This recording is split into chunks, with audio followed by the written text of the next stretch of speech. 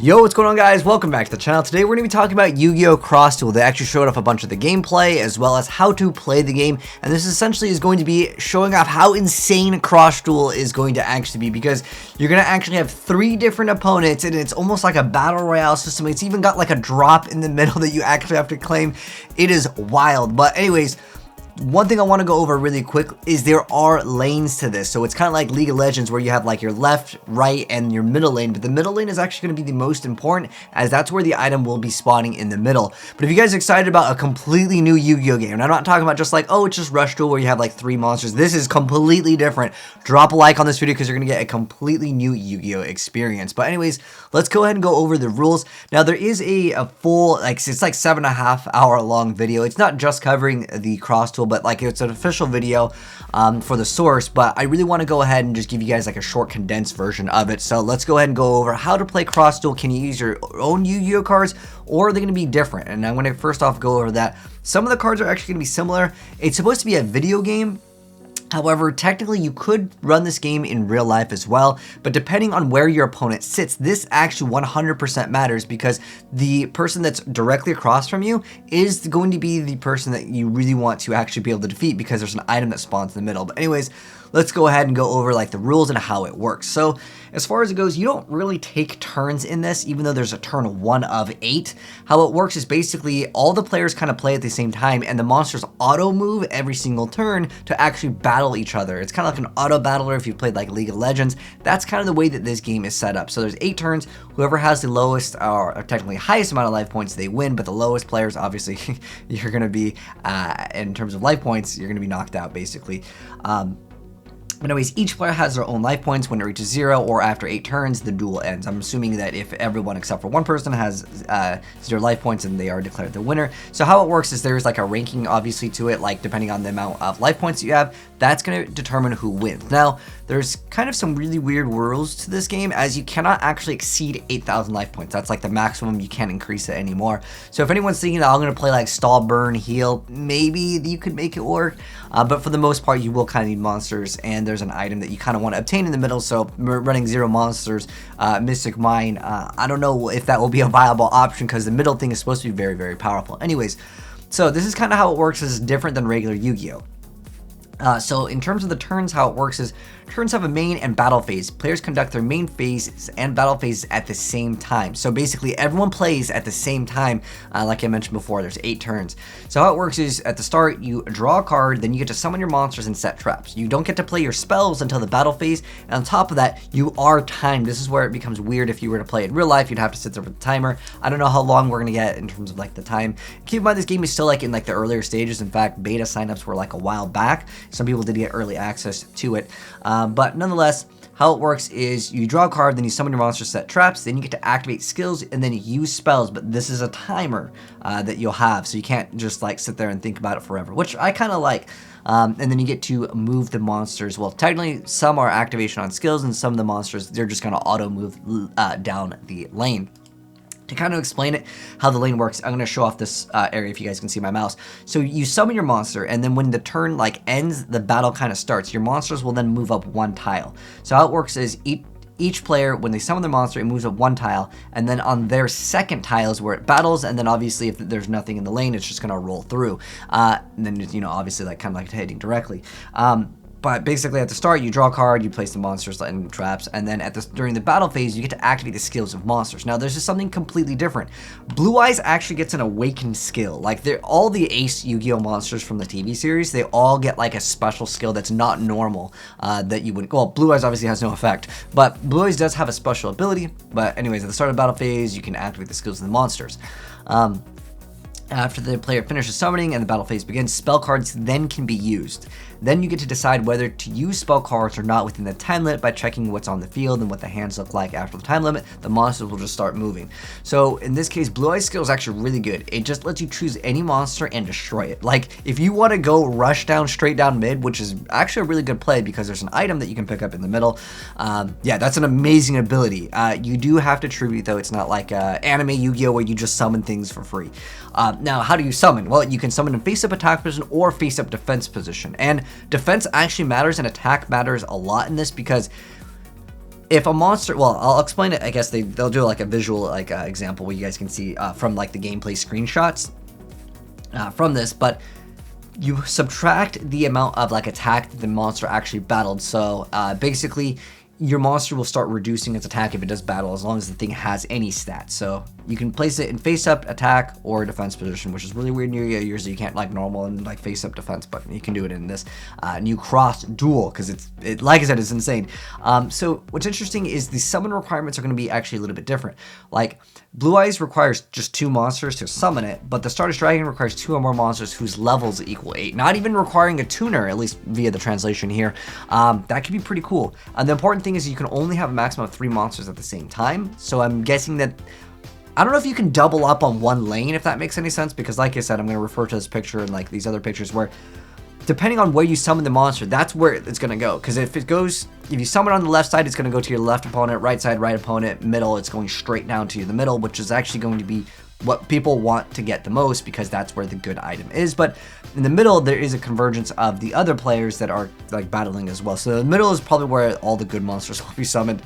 But it talks about the movement direction. I already went over that. In terms of using trap cards a little bit different over here. I'm not going to read everything word for word because I'm just going to do this as fast as I possibly can, because there's so much content to cover for this new Yu-Gi-Oh game.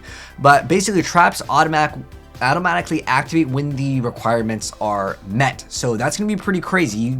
You basically get to set them, but you have to be careful on not just being like, okay, I'm just gonna activate it. Like, could you imagine you set torrential and it just automatically activates when you summon or your opponent summons? That could be pretty crazy. Now, most of the cards look like they are like normal Yu-Gi-Oh cards. Like, they're not anything completely different. Like, you know how with Rush Duels, like they have these like completely different rules. But the new like what they're calling Awaken skills, that's completely new, right? Blue Eyes normally doesn't have a skill. We can actually see these other equips. I don't know if there's 2 different abilities that Blue Eyes gets, because you can see there's 2 and then a sword and then there's like this purple thing. I don't know if that's like some other thing equipped to it, or if this is just like for visual whatever. But that is definitely something I haven't seen before in a Yu-Gi-Oh game. And also Gaga Magician, that's an effect monster. It's a vanilla, I guess, in here. I don't know exactly, but anyways, like I said, spell cards, you only have a short time frame to activate them, like it's an actual time, and then basically they start auto battling, and then the important thing is when they clash, the battle will happen. And this is actually one of the most important things. I'm gonna actually zoom up on this because this is really, really important. So you can see how this was it like X head cannon or something like that? It's one of those cards. But when they battle, the attack value and defense position monsters battle using their defense value in order to lower the values of the opponent's monster. So it has 1800 attack, but when it battles a monster that has 1000, it's going to now change to 800 attack because it subtracts the difference. So this is actually going to be interesting. We've never seen this before in Yu-Gi-Oh! Usually, if the monster wins, it keeps the stats, but it actually does reduce, which is actually going to open up the doors for some weird defensive options. Like back in the day, Yu-Gi-Oh! People used to play like Mystical Elf, Giant Soldier of Stone, but like no one plays those cards anymore. Could you guys imagine like being like, okay, Destiny Hero Defender, good luck. Like if they battle and the value goes to 0, the monster is destroyed.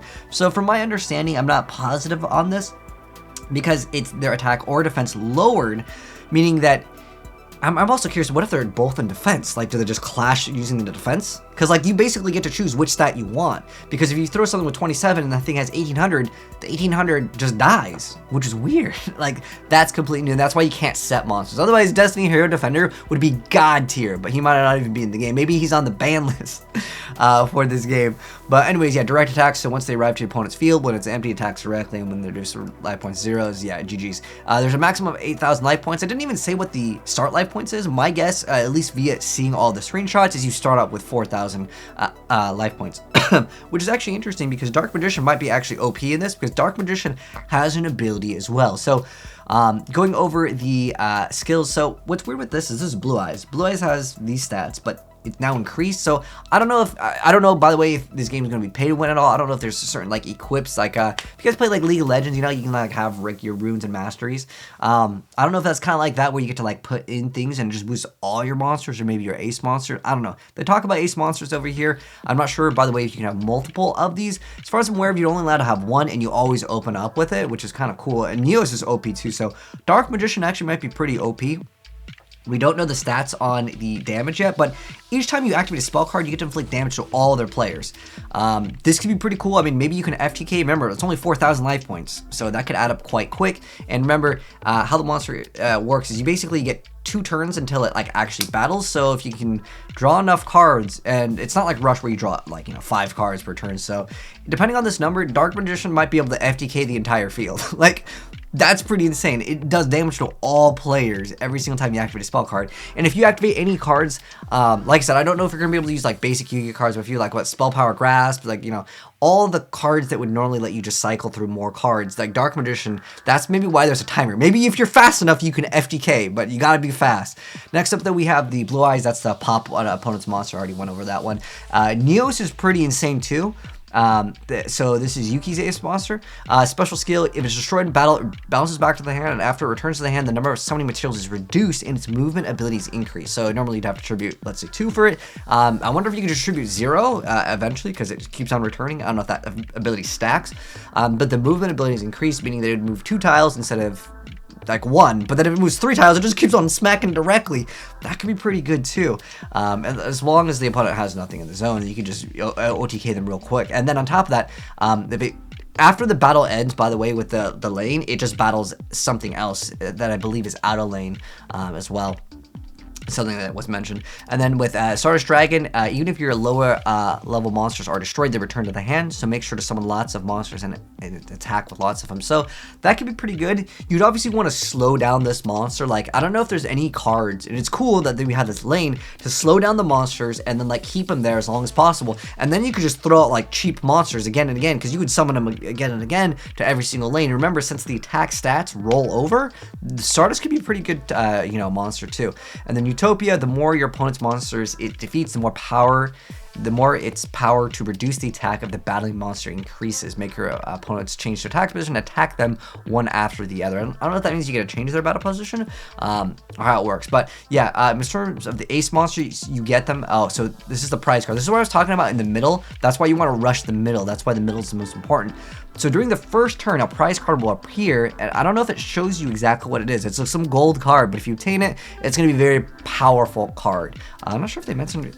I don't know if they mentioned it right here. But in terms of the ace monsters, how it works is you always start off with your ace monster, I believe. I think there was a post. I don't know if it was here or somewhere else that I saw in a different form or something. But yeah, this game is looking insane. I like the idea of it. I'm really curious to know your guys' thoughts on this new cross duel down below. Do you guys plan to play? Or are you guys like, whatever, it's a completely different Yu-Gi-Oh game, I'm not interested? I'm really interested to see where it goes. It's like an auto battler, and I believe there is going to be a mobile. And obviously from this, it looks like a PC variant, because like the way it's like oriented, right? Like we're in that like 16:9. Or 9:16, depending on like the ratio. This could be a really cool thing to mess around with. It might be more casual. Keep in mind that like, yeah, this is where you're going to be dueling 3 different people. So consistency can be kind of thrown out the window depending on where you're actually sitting, because yeah, if your opponent that's really good is directly across from you, it can matter. But there's also going to be certain cards that move faster than others. But yeah, it could matter depending on the zone, because obviously there's different areas that people want to put their monsters in.